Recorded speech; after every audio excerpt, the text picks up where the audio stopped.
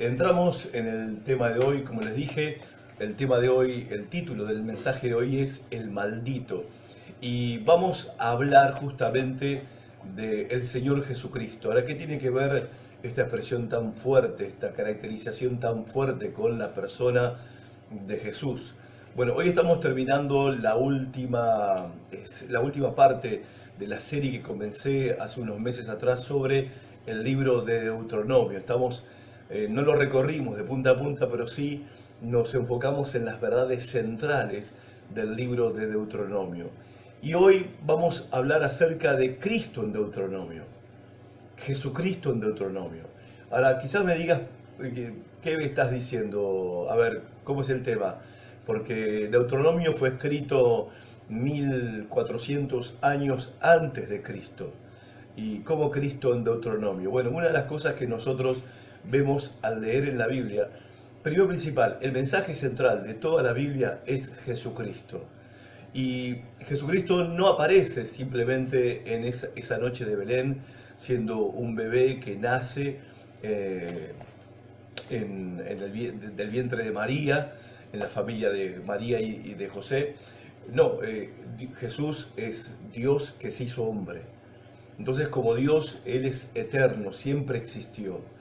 Y hay momentos, situaciones, también lugares, experiencias en la historia del Antiguo Testamento y en la historia del pueblo de Israel, donde está tipificado el Señor Jesucristo, donde está representado el Señor Jesucristo, donde si uno sabe leer el Antiguo Testamento a la luz del Nuevo Testamento, vamos a comprender que mientras leíamos Deuteronomio, veíamos a Cristo que aparecía, no con el nombre, no su persona física en ese momento, pero sí en la representación de una verdad, de un hecho, de una práctica, de un rito, de una ceremonia que nos venía preparando, a Israel principalmente, pero luego a todos nosotros, preparando para la llegada del Mesías, para la llegada del Salvador. Porque la promesa de un Salvador es tan antigua como el libro de Génesis, o sea, como el comienzo de la humanidad, porque fue en el capítulo 3 de Génesis, cuando Adán y Eva se rebelaron contra Dios, pecaron contra Dios, cayeron de la gracia de Dios, y fue ahí donde Dios les hizo una promesa, ¿no? Obviamente que Dios los juzgó, los echó del jardín del Edén, la maldición cayó sobre toda la humanidad y sobre toda la tierra y el universo creado a causa del pecado del ser humano, a causa de un solo pecado, que fue el pecado de Adán y Eva.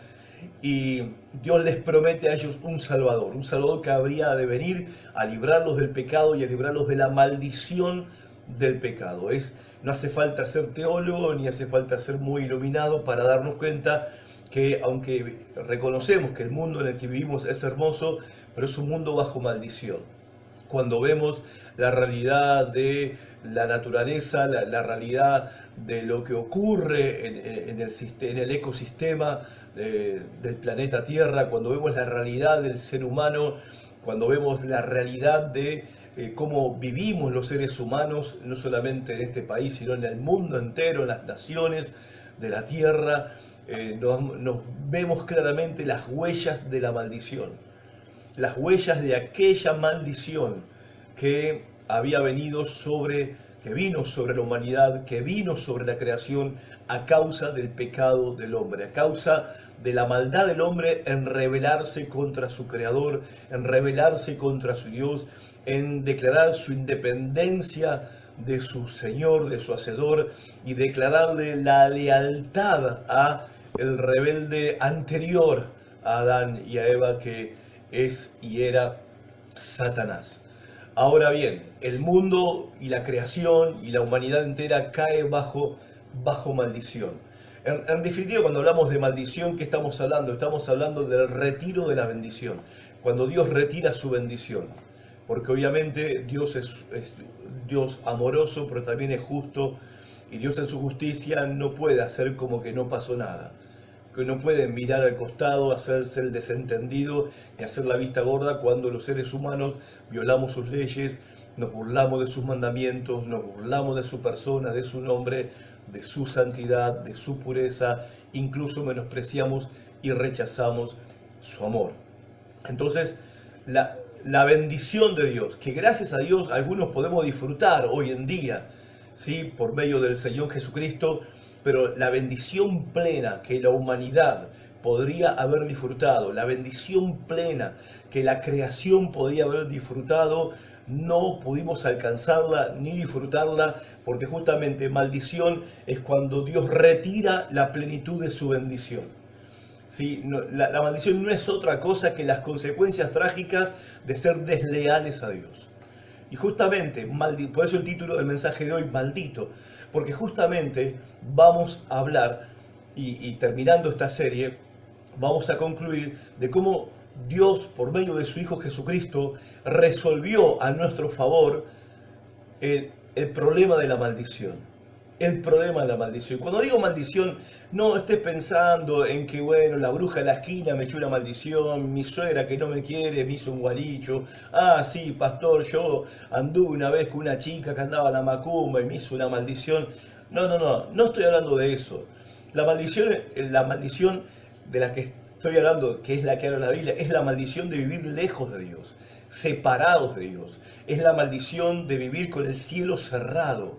Muchas personas se quejan y despotrican o murmuran en contra de Dios porque dicen, Dios nunca me escucha, Dios nunca me escucha, yo le pido y nunca me escucha, todo lo que hago me esfuerzo, no me va bien, todo me va mal. Y lo que no entendemos, gente, que justamente ese es el estado de maldición en el que nos encontramos todos los seres humanos. Todos los seres humanos. El cielo está cerrado para nosotros. La tierra no nos devuelve el fruto de nuestro esfuerzo y de nuestro trabajo. ¿Por qué? Porque por causa del pecado, la humanidad entera y la creación entera quedaron bajo maldición. Esa es la mala noticia. Pero ¿cuál es la buena noticia? Lo que vamos a recordar dentro de una semana. Jesucristo vino, el Hijo de Dios vino, Dios se encarnó, Dios se hizo hombre. Y una de las cosas por las cuales Cristo vino a este mundo fue para romper la maldición y librarnos de la maldición. Pero como les estaba diciendo hace un momento, lo que vemos en Deuteronomio vemos a Cristo, en realidad lo vemos en Génesis a Cristo, lo vemos en Éxodo, lo vemos en los Salmos, en los profetas, lo vemos en los Evangelios, por supuesto, ahí lo vemos en carne y hueso, lo vemos en el libro de Apocalipsis, regresando a la tierra en su segunda venida. Cristo es el mensaje de la Biblia. Jesucristo es el mensaje de la Biblia y está bien que así sea, porque Él es el Hijo amado de Dios. Él es el que sustenta la creación, es el que sustenta la humanidad, Él es el que entregó su vida por los pecadores, Él es el que se levantó de entre los muertos, Él es el que con su poder hizo todo lo que vemos. Y cuando vemos Deuteronomio, vemos que Cristo aparece. Por ejemplo, en Deuteronomio capítulo 4, versículo 41 al 42, allí Dios le manda a Moisés a establecer en la tierra de Israel, la tierra que ellos iban a conquistar, que se iba a transformar en la tierra de Israel, ciudades de refugio.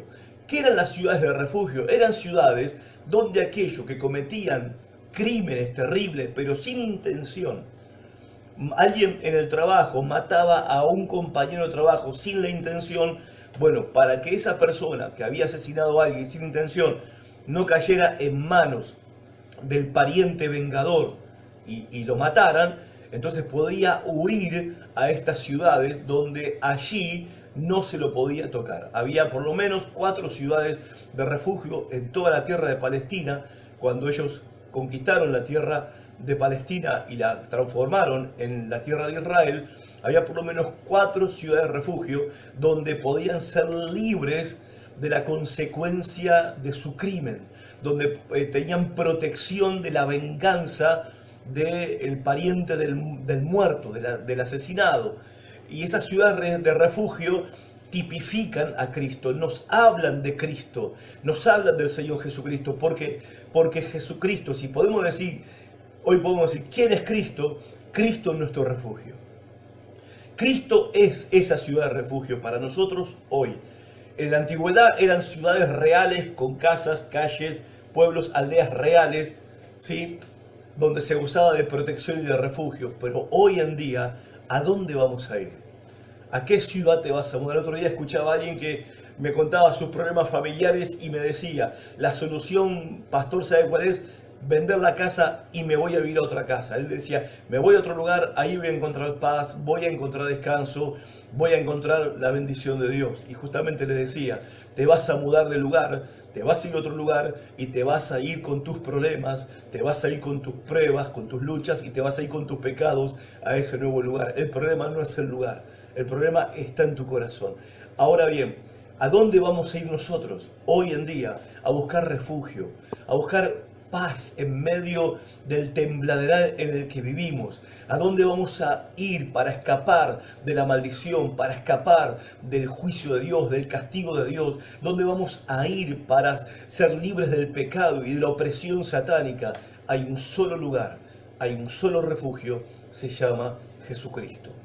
Cristo aparece también en el capítulo 8 de Deuteronomio, versículo 3, donde el relato nos cuenta que el pueblo de Israel en el desierto comía maná del cielo todos los días. Cada mañana ellos, por vivir en el desierto, no podían sembrar, cosechar ni criar animales, dependían de Dios para comer la comida de cada día. Y Dios les había dicho que cada mañana haría descender un pan del cielo. Le llamaron maná porque no era pan, como el que conocemos nosotros, era una cosa menuda que le llamaron maná, que significa ¿qué es esto? O sea, eso significa maná, ¿qué es esto? Así que, y ellos comían todos los días el maná y por eso no murieron. Y en Deuteronomio se les explica a ellos que Dios le iba a dar el maná para que ellos entendieran que no solo de pan vive el hombre, sino de toda palabra que sale de la boca de Dios. Lo interesante y lo maravilloso de todo esto, que Jesús en Juan capítulo 6 les dice a los judíos que le reclamaban a él que les diera de comer todos los días, no solamente un día como le había dado de comer cuando eran 5.000 hombres, sin contar hombres, mujeres y niños, les dio de comer panes y peces, multiplicó los panes y los peces, la multitud lo empezó a seguir para que le diera comida todos los días, y la multitud chicaneaba a Jesús y le decía, Moisés nos dio el pan del cielo. Nos dio pan del cielo todos los días. ¿Tú qué nos vas a dar? ¿Tú qué señal y milagro vas a hacer para que comamos todos los días? Y Jesús le respondió estas palabras. No fue Moisés el que le dio el maná del cielo, sino que fue Dios. Pero en realidad, Dios, que es mi Padre, les da a ustedes el verdadero maná del cielo. Yo soy el maná del cielo, yo soy el pan que descendió del cielo, yo soy el verdadero pan, y el que come mi carne y bebe mi sangre no morirá jamás, no perecerá jamás. No está hablando de la muerte física, ¿sí? Está hablando de la muerte espiritual, que es la maldición que todos los seres humanos llevamos la muerte en nuestra alma, en nuestro espíritu. Por eso muchas personas a veces lo sienten en su propia vida, ese vacío existencial, esa sensación de sin sentido de la vida, esa sensación de sin propósito en la vida, esa sensación de hastío en la vida, no son ni más ni menos que las señales de que somos portadores de una maldición espiritual. Ahora Jesucristo dice, yo soy el pan del cielo, el que come mi carne y el que bebe mi sangre, o sea, el que cree que yo soy el que digo ser, el Salvador que vengo a entregar mi vida por ustedes, ese no tendrá más muerte espiritual, sino que nacerá a una nueva vida. Y por último, en el capítulo 18 de Deuteronomio, tenemos también otra imagen de Cristo, 1400 años antes que Cristo viniera. Moisés se transforma en el primer predicador oficial. Saben que, bueno, Noé fue predicador. En Génesis capítulo 8 vemos a Noé que era un proclamador de justicia, dice el apóstol Pedro, y que anunciaba a sus coterráneos, a sus vecinos, que se venía el juicio de Dios, un diluvio que iba a destruir toda la tierra. No le creyeron, se pasó 120 años avisándole a todo el mundo. Pero predicador, el primer predicador oficial fue Moisés. A raíz de que el pueblo le reclamó a Moisés que ellos no querían escuchar a Dios directamente. Ellos estaban en la ladera, en el borde del monte Sinaí, mientras Moisés subía al monte y Dios se manifestaba en el monte. La presencia poderosa, terrible de Dios descendía sobre la cumbre del monte Sinaí. y las piedras explotaban, había fuego, había humo. En realidad todo el fuego, el humo, la nube de oscuridad eran elementos que Dios usaba para tapar el resplandor de su gloria, de su santidad, de su belleza, porque si no todos hubieran sido exterminados en ese momento, y Dios con voz audible les hablaba al pueblo de Israel. Temblaron, temieron ante la presencia de Dios, lo cual es lógico, y le pidieron a Moisés, por favor, que sea él el que vaya a hablar con Dios, que Dios le hable a él, y que él venga y le hable de parte de Dios al pueblo, que ellos iban a obedecer todo lo que Dios ordenara. Entonces, en ese momento, a Dios le pareció bien la idea. Moisés quedó constituido como el primer predicador oficial. Ahora, Moisés da una profecía al pueblo, porque Moisés sabe que se va a morir. Como todo predicador, no estamos para semilla, gente. Los pastores no estamos para semilla, nos vamos a ir un día. Y Dios levantará otros predicadores y otros pastores. Ahora bien, Moisés dice, Dios va a levantar a un profeta como yo, de entre tus hermanos. Va a ser judío, va a ser israelita. Y va a levantar a un profeta como yo, que él les va a hablar directamente de parte de Dios. A ese profeta lo tienen que oír. El que no oiga a ese profeta va a ser cortado del pueblo. Va a ser desarraigado de la nación de Israel. Va a ser desarraigado del pueblo de Dios. En los evangelios, cuando llegamos a Marcos capítulo 8, por ejemplo, capítulo 7, si mal no recuerdo, estoy entre el 7 y el 8, en el monte de la transfiguración, Jesús sube al monte a orar con Pedro, Juan y Jacobo. Hasta ese momento no se conocía como el monte de la transfiguración, se cree que era el monte Hermón. Están allí orando con Jesús y de repente desciende la gloria de Dios en la cumbre de ese monte. Los discípulos tienen miedo de estar en la misma presencia de Dios como le pasó a los israelitas en el tiempo de Moisés, y ellos, mientras están postrados con la cabeza entre las rodillas, de temor y de miedo, escuchan una voz. Es Dios Padre, desde esa nube gloriosa, nube de gloria, hablándole a ellos y diciéndole, Jesús está allí presente, este es mi Hijo amado, a él escúchenlo, a él lo tienen que escuchar. Entonces vemos también que en Deuteronomio ahí aparece, ya viene apareciendo la idea de el profeta que va a venir, el hombre de Dios que va a traer el mensaje de Dios, y ese fue y es nada más ni nada menos que el Señor Jesucristo. Pero aparece otra vez en Deuteronomio el Señor Jesús, y aparece como el maldito de Dios. No tiene nada que ver con los otros ejemplos, ¿verdad? Ya no es el refugio de Dios, ya no aparece como el maná de Dios, el pan de Dios que vino del cielo, ya no aparece como el profeta de Dios que habla la palabra de Dios. Acá aparece en Deuteronomio como el maldito de Dios. Acompáñenme si tienen Biblia, si pueden leer en el celular, no, si están viendo esto por el celular no van a poder, tendrán que usar la Biblia de papel. Deuteronomio 27:14.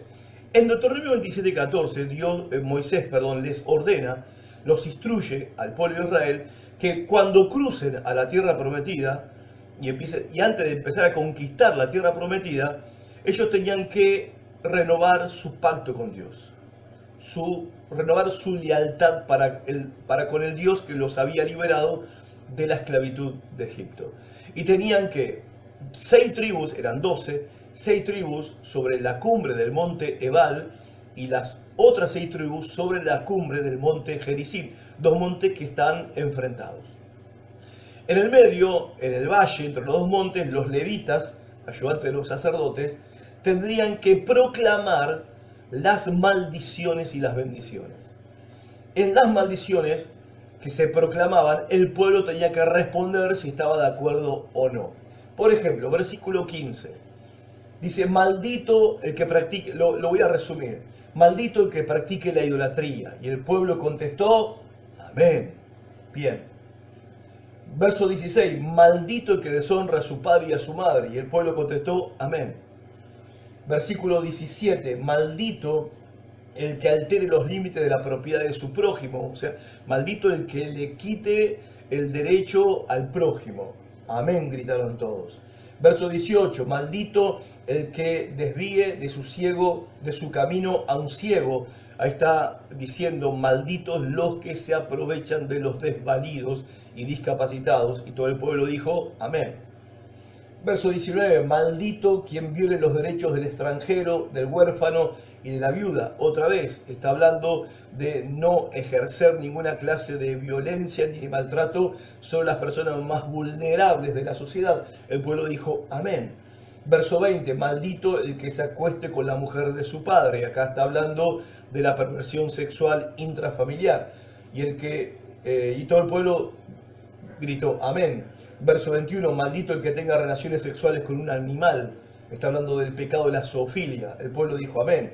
Maldito el que se acueste con su hermana, el pecado de incesto. El pueblo dijo, amén. Estoy leyendo y lo leo como una lista de pecados. Hoy le llamamos delitos, ¿sí? Evidentemente son delitos contra la legislación que tenemos en nuestro país, en muchos países, pero si no existiera la legislación, igual serían pecados terribles, condenables y dignos de juicio y de castigo. Verso 23, maldito el que se acueste con su suegra. Todo el pueblo gritará amén, y gritaron amén. Verso 24, maldito el que mate a traición a su prójimo. Todo el pueblo dijo amén. Verso 25, maldito sea quien acepte soborno para matar al inocente, como por ejemplo si algún senador o diputado agarró plata para votar a favor del aborto, un ejemplo, ¿no? Y todo el pueblo dijo amén. Y en resumen, sí, el versículo 26, maldito sea quien no practique fielmente las palabras de esta ley. Y todo el pueblo dirá amén. Escuchen, Deuteronomio tiene 34 capítulos. ¿Sabe cuántas veces aparece la palabra maldito? 18 veces. 18 veces en 34 capítulos aparece la palabra maldito. ¿Qué significa ser maldito? Significa ser tratado con desprecio, severidad y aún con violencia. O sea que aquellos que transgredían la ley de Dios eran merecedores de ser tratados por Dios con desprecio, como si no fueran seres humanos, con severidad e incluso violencia. Y cuando el pueblo gritó amén, estaban diciendo que así sea. Estamos de acuerdo.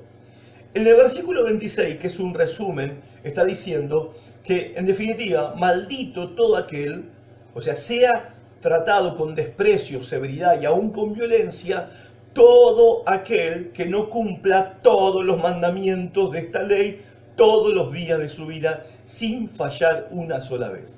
Porque una sola falla, un solo pecado, uno solo les hacía merecedores de la maldición. Un solo pecado. Porque bastaba un solo pecado para quebrantar el pacto que Dios había hecho con ellos. Dios no les pedía a ellos perfección, pero sí les pedía lealtad. Y cualquier violación del pacto que Dios había hecho con ellos era considerada una traición, un acto de deslealtad. Y los hacía merecedores de la maldición. Lo cual esto nos lleva a pensar, primero uno lo puede tomar como diciendo, bueno, ¿qué clase de Dios tan severo puede exigir semejante cumplimiento de leyes, órdenes y mandamientos y ceremonias, los cuales a simple vista son imposibles cumplir? Unos después dicen, bueno, pero cuando Jesús vino, Él mostró otra faceta de Dios y Él vino más como buena onda, más amoroso, etc.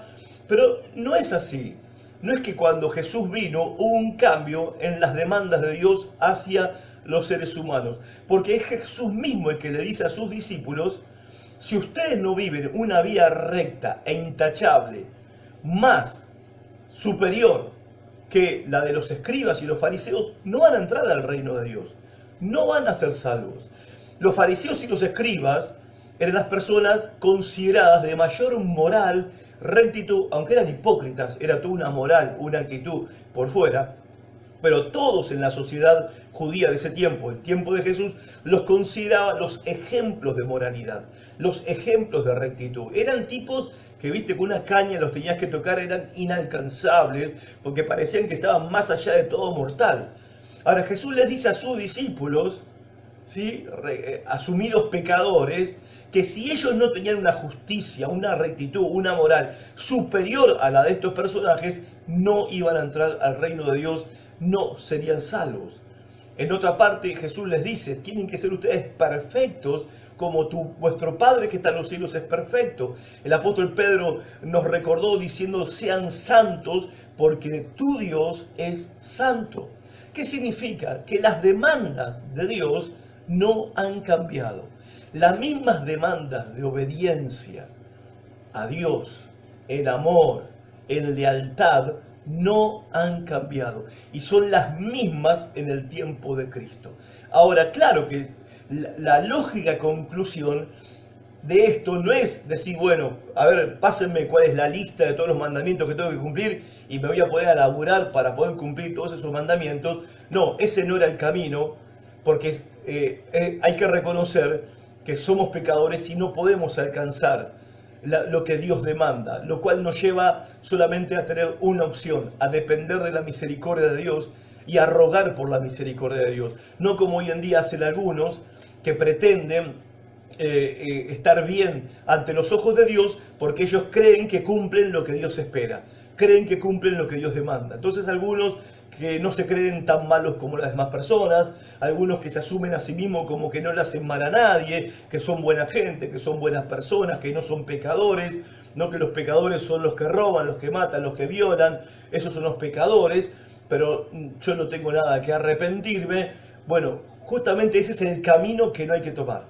Es el camino equivocado, porque ese camino lleva a la maldición, porque es imposible que puedas cumplir lo que Dios demanda.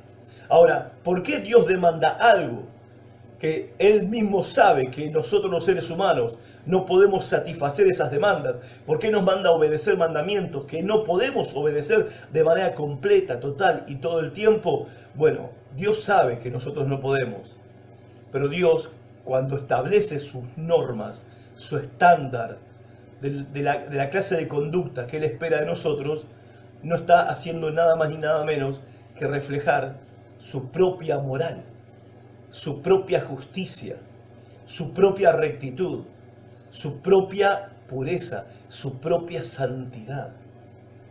Él no puede Él no puede dejarnos a nosotros, ¿sí?, el vivir con un permitido moral. No puede hacer eso. Su justicia no se lo permite. Su propia rectitud y su propia moral no se lo permite. El mundo que Él creó y la humanidad que Él creó se supone que ha de funcionar en un ambiente de justicia, rectitud, santidad, amor, gracia, misericordia, cosas que no son normales entre nosotros. Pero así fue como Dios lo pensó en el principio, hasta que la maldición cayó sobre la tierra por causa del pecado. Ahora bien, este es el nivel que Dios demanda, el estándar de Dios para toda la humanidad, y un solo pecado los hacía merecedores de la maldición. La sentencia era clara: si no obedeces todos estos mandamientos, maldito, maldito, maldito. 18 veces en 34 capítulos les asegura que estarán malditos. Ahora, de este momento histórico, vamos 1400 años más adelante. Dios envía a su Hijo, Dios se hace carne, Dios se hace hombre, en la persona de Jesús. Nace como un niño, un bebé, del vientre de María, en la ciudad de la aldea de Belén, el pueblito de la ciudad pequeña de Belén. Vive una vida sin pecado, perfecta, satisfaciendo todas las demandas de Dios, cumpliendo todos los mandamientos de Dios, viviendo según el estándar de Dios su Padre, cumpliendo la ley de los mandamientos que los israelitas no pudieron cumplir, que fracasaron en cumplir. Él agrada a Dios, lo que los israelitas no pudieron hacer. Muere en una cruz siendo inocente. Muere, lo matan, Él entrega su vida al sacrificio. Los judíos complotan con los romanos, lo matan como el peor de los delincuentes, siendo que no merecía la muerte. Y por cuanto no merecía la muerte, tenemos que entender entonces que esa muerte fue una ofrenda, una entrega de Dios, de Cristo, de su propia vida santa, pura y perfecta a una muerte que no merecía.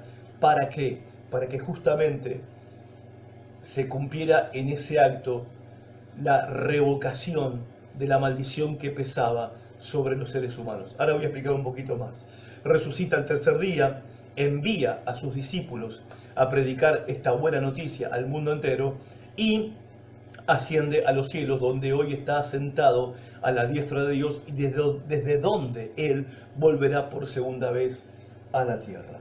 Ahora bien, los discípulos salen a predicar, empiezan a predicar. ¿Y cómo es que ellos empiezan a predicar esta buena noticia? Voy a leerles en Hechos capítulo 5. Hechos capítulo 5, versículo 30, es acá el apóstol Pedro que está predicando. Y el apóstol Pedro, cuando predica, noten cómo Pedro habla acerca de la crucifixión de Jesús, de ese hecho, ¿no? De ese hecho terrible, injusto, el inocente muriendo allí como el peor de los criminales.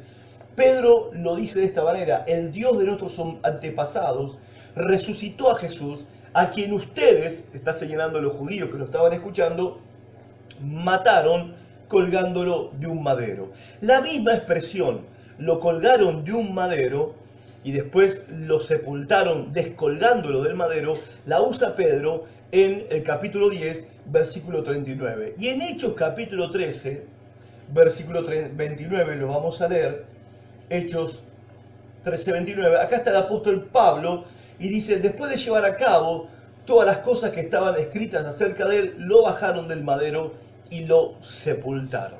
Ahora, ¿por qué tanto Pedro como Pablo? Bueno, Pedro fue testigo de la crucifixión, Pablo no, pero Pablo se convierte al cristianismo y obviamente él sí recibe el relato. Él no había sido ignorante de lo que había pasado en Jerusalén, él es contemporáneo a la crucifixión de Cristo, no estuvo presente, que sepamos, ese día que lo crucificaron al Señor en Jerusalén, pero obviamente él sabe que Cristo muere crucificado. Pero tanto Pedro como Pablo usan esta expresión: lo colgaron de un madero. Lo colgaron de un madero. ¿Por qué no dicen lo crucificaron? En otras partes sí usan esa expresión, lo crucificaron, murió crucificado. El apóstol Pablo, por ejemplo, él dice que predicaba a Cristo y Cristo crucificado. Ahora bien, ellos usan esta expresión, madero. Lo colgaron en un madero, una expresión que era sumamente vergonzosa para los judíos. ¿Por qué? Porque justamente en Deuteronomio, y lo vamos a leer, capítulo 21, versículo 22, dice Deuteronomio 21, 22, presten atención: si alguien por ser culpable de un delito es condenado a la horca, no dejarás el cuerpo colgado del árbol durante la noche, sino que lo sepultarás ese mismo día, porque cualquiera que es colgado de un árbol está bajo maldición de Dios. No contaminarás la tierra que el Señor tu Dios te da como herencia. Eso dice la Nueva Versión Internacional. La versión Reina Valera, que es la más común que usamos todos, dice: si alguno hubiere cometido algún crimen digno de muerte y lo hiciereis morir y lo colgareis en un madero, no dejaréis que su cuerpo pase la noche sobre el madero, sin falta lo enterrarás el mismo día, porque maldito por Dios es el colgado, y no contaminarás tu tierra, que Jehová tu Dios te da por heredad. Ahora entendemos un poco más, y este texto nos arroja luz, por qué tanto Pedro como Pablo, cuando predicaban lo que había ocurrido en la cruz de Cristo, se referían a Cristo como colgado de un madero.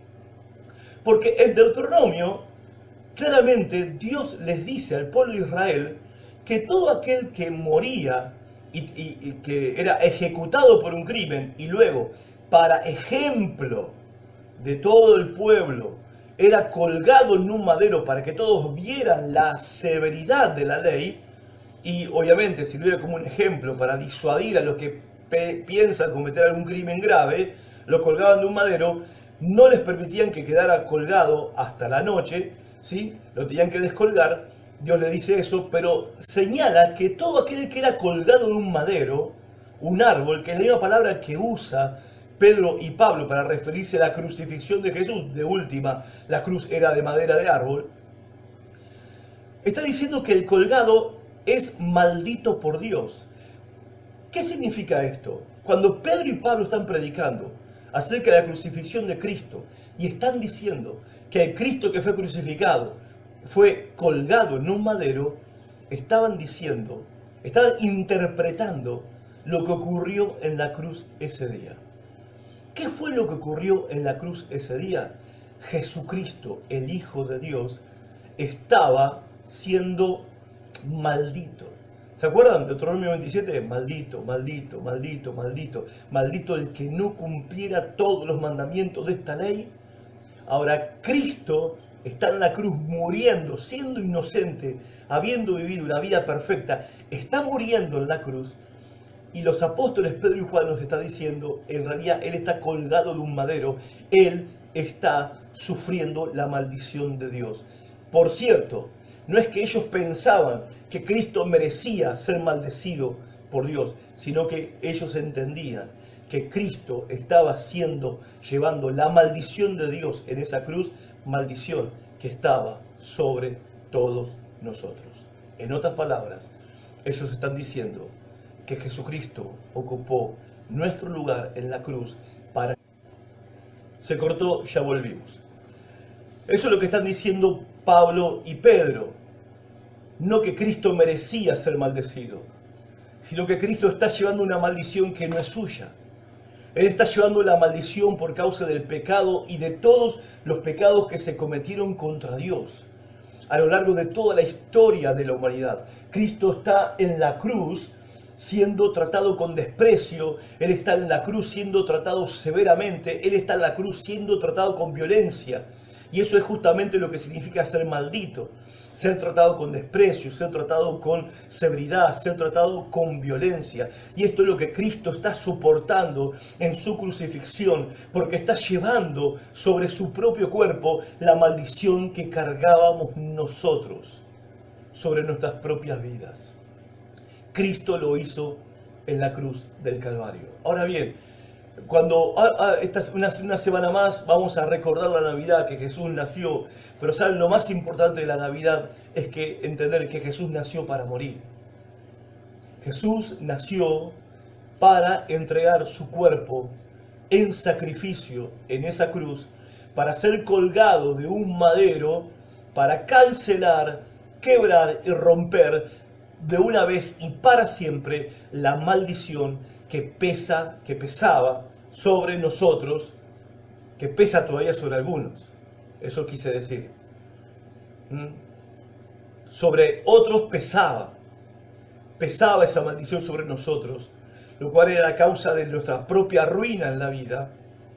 Y esa maldición todavía pesa sobre muchos hoy en día, que van a celebrar la Navidad, que van a llegar a fin de año y van a proponer su año nuevo, vida nueva, que no sucederá con desearlo y con quererlo, ni con pedirlo, porque cuando estamos viviendo bajo maldición, no hay manera de poder escapar de esa situación y de ese estado. Ahora, Cristo viene y muere en la cruz. Su acto es un acto en representación nuestra. Él está llevando nuestra maldición en esa cruz. El apóstol Pablo lo explica bien en Gálatas capítulo 3, versículo 13, y voy terminando.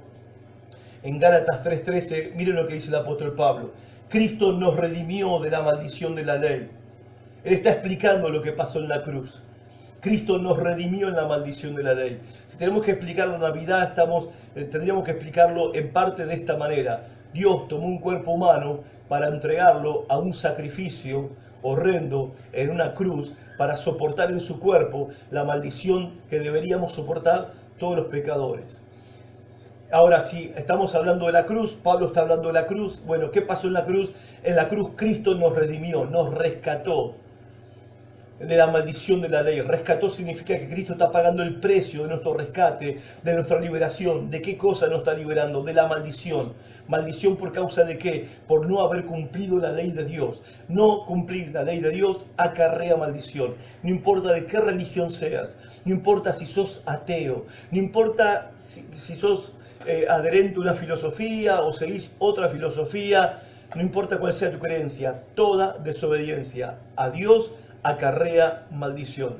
Ahora, Cristo vino a morir en la cruz del Calvario, Él fue colgado en ese madero, llevando la maldición que nosotros merecíamos, pagando Él el precio de nuestra liberación de la maldición. Mientras yo me escucho a mí mismo, digo, cuánto, si yo estaría en el lugar de otros, como yo estaba hace 30 años atrás, ¿sí? Que no conocía estas cosas, que no había escuchado nunca esta buena noticia, ¿cómo estaría yo deseando en este momento entregarle mi vida a Cristo para ser libre de una vez por todas de esta maldición terrible? ¿Y por qué Él nos redimió de la maldición de la ley, hecho por nosotros maldición, por nosotros? Cristo muere en la cruz por nosotros, Cristo sufre por nosotros, Cristo derrama su sangre por nosotros, Cristo lleva la maldición del pecado por nosotros. Él hace ese sacrificio entregando su vida al sufrimiento y la muerte por nosotros. ¿Qué significa? Nosotros merecíamos el castigo de Dios. Sin embargo, Él puso su propio cuerpo para soportar Él el castigo que merecíamos nosotros. Porque está escrito, ¿a dónde? En Deuteronomio 22, 21 a 22, maldito todo el que es colgado en un madero. Pablo lo está explicando realmente de manera clarísima. En el versículo 10 de Gálatas, el apóstol Pablo está diciendo, porque todos los que dependen, y acá les está hablando a los que de manera tonta intentan ganarse el favor de Dios. Los que de manera necia también, o sea, intentan comprar la bendición de Dios, intentan comprar un poco de paz de parte de Dios, intentan comprar con sus merecimientos el amor de Dios. Bueno, el apóstol Pablo dice que es inútil intentar hacer eso. Dice, todos los que viven por las obras que demanda la ley, todos los que intentan el camino para agradar a Dios, de cumplir todos los mandamientos, que no son solo 10, son 613, solamente de los del Antiguo Testamento, todos los que intentan por cumplir las obras que demanda la ley, están bajo maldición. Porque está escrito, maldito sea el que no cumple fielmente todos los mandamientos de la ley de Dios. O sea, y como nadie puede hacer eso, el que intenta hacerlo ya está maldito, está bajo maldición, porque es imposible, no hay nadie, gente, que pueda cumplir los mandamientos de Dios todo el tiempo, siempre. Ahora bien, es evidente, dice Pablo, sigue su razonamiento, que por la ley nadie es justificado delante de Dios, porque el justo por la fe vivirá. El verso 12, la ley no se basa en la fe, la ley es cumplimiento de reglas y mandamientos. Por el contrario, quien practique estas cosas, dice la ley, por estas cosas vivirá. Vas a tener que depender de tu fidelidad y de tu esfuerzo para cumplir siempre todo lo que Dios demanda. Y ahí es cuando dice, Cristo nos rescató de la maldición de la ley al hacerse maldición por nosotros, pues está escrito, maldito todo el que es colgado de un madero. Así sucedió, y esta parte es interesante y maravillosa. Así sucedió. ¿Para qué? ¿Para qué? Porque acá es la parte también que tenemos que prestar atención. ¿Para qué hizo todo esto? Bueno, ya lo dijiste, pastor, para hacernos libres de la maldición. Bueno, eso es el aspecto negativo, digamos, una cara de la moneda. ¿Cuál es el aspecto positivo? O sea, ¿qué recibo a cambio? Soy libre de algo que me atormentaba, que arruinaba mi vida, la maldición. Ok, pero ¿qué hay en sentido positivo de aquí en adelante para vivir una nueva vida? Para que por medio de Cristo Jesús, la bendición prometida a Abraham llegara a las naciones, o sea, a todos nosotros. Y para que por la fe recibiéramos el Espíritu Santo, según la promesa. Y acá me quiero detener un poco, ¿sí? Un poco nomás, ¿sí? Para hacer un repaso. ¿Qué está diciendo Pablo en este párrafo de Gálatas capítulo 3, verso 10 al 14? Tres cosas. Si intentás agradar a Dios con tus fuerzas y con tu propia obediencia, estás solo en el asunto. Dependés de vos mismo, dependés de vos misma, dependés de tus propias fuerzas. Segundo, nadie lo logró hasta ahora. Nadie logró cumplir todo el tiempo lo que Dios demanda en su ley. Y tercero, estás bajo maldición. Todos los que intentan ir por este camino, ir por este lado, No es por ahí, porque ese camino lleva a la maldición. Parece como una cosa contradictoria. ¿Cómo querer cumplir los mandamientos de Dios lleva a la maldición? Y viste, porque hay que ser un poco orgulloso y un poco creído para creer que podés cumplir los mandamientos, todos los mandamientos. O sea, tenés que tener un concepto muy alto de vos mismo si vos creés que podés agradar a Dios en todo. O sea, algo no funciona bien en el razonamiento, porque solamente alguien muy orgulloso, muy creído, piensa que no le hace falta nada, ni nadie, ni ayuda de nada, ni siquiera de Dios. Él tranquilamente puede vivir una vida intachable que agrada a Dios, lo cual es imposible.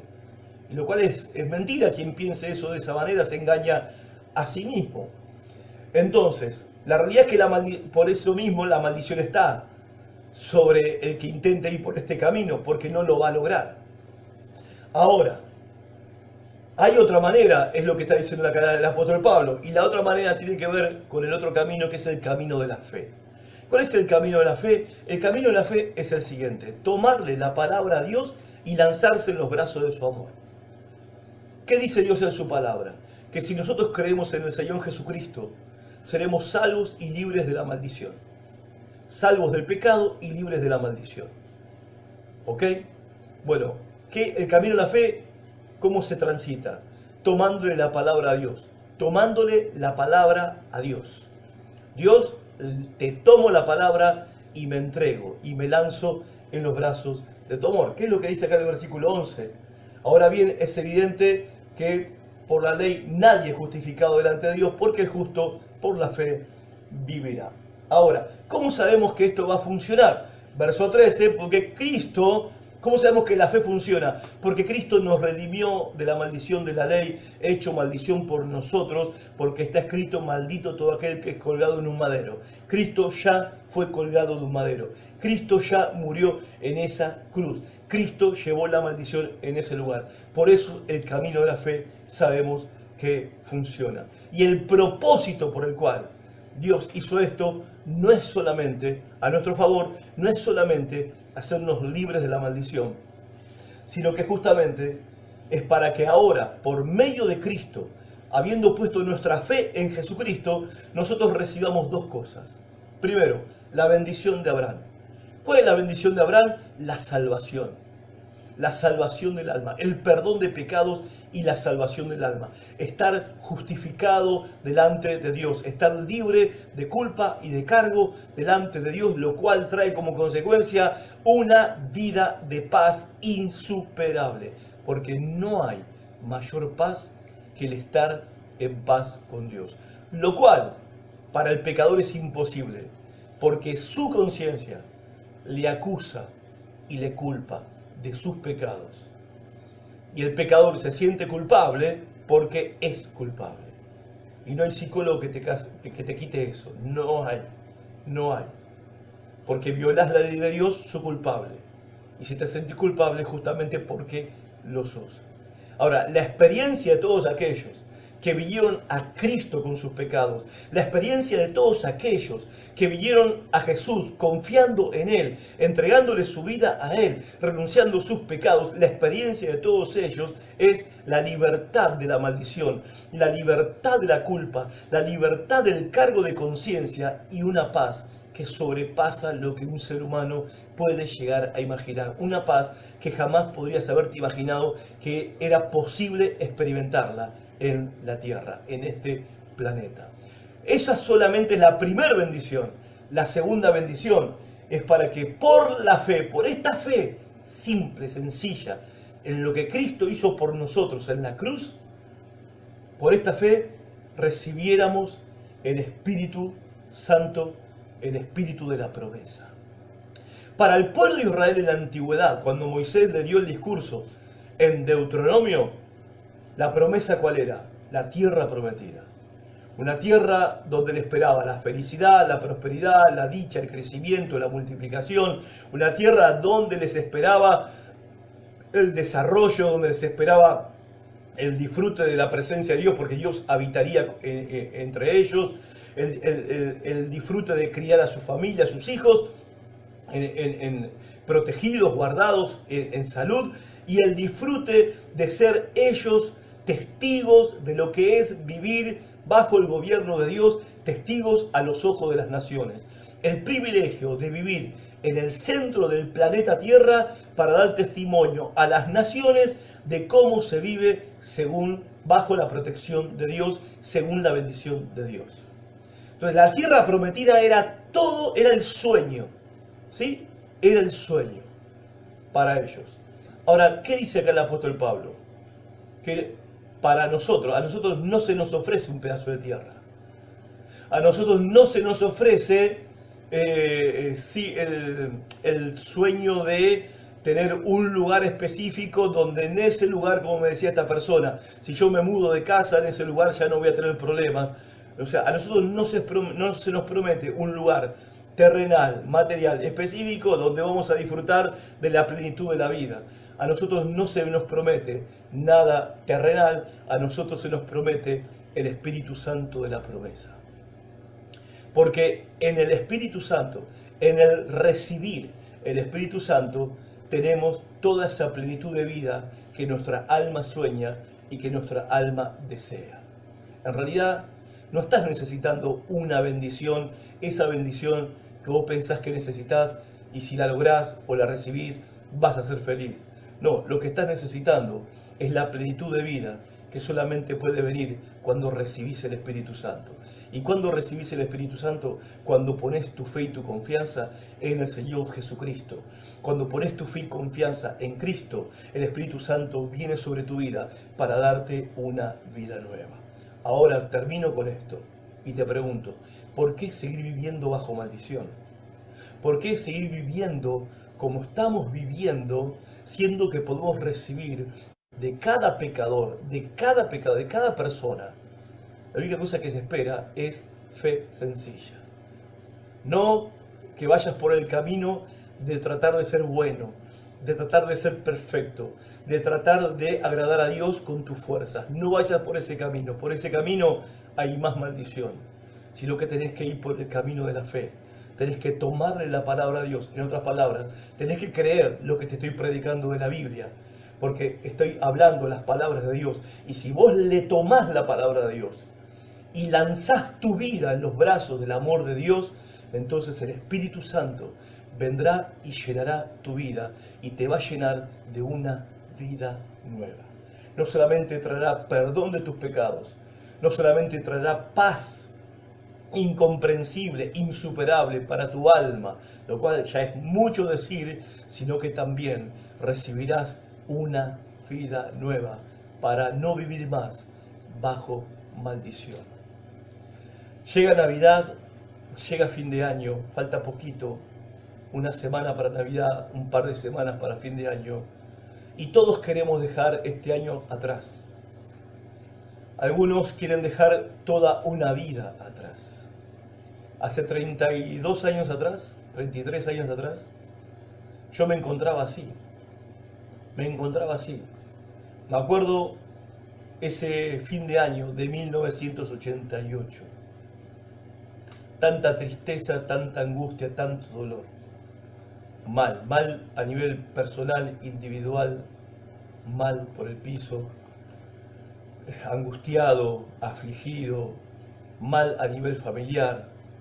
Mi hermano estaba preso en una cárcel, celebrar la Navidad con un hermano preso, esperando que toquen las 12 para darle un beso a tu mamá y un beso a tu papá y salir corriendo a la esquina con los muchachos a drogarte hasta más no poder. Así eran mis Navidades y mis años nuevos durante mi adolescencia y mi juventud.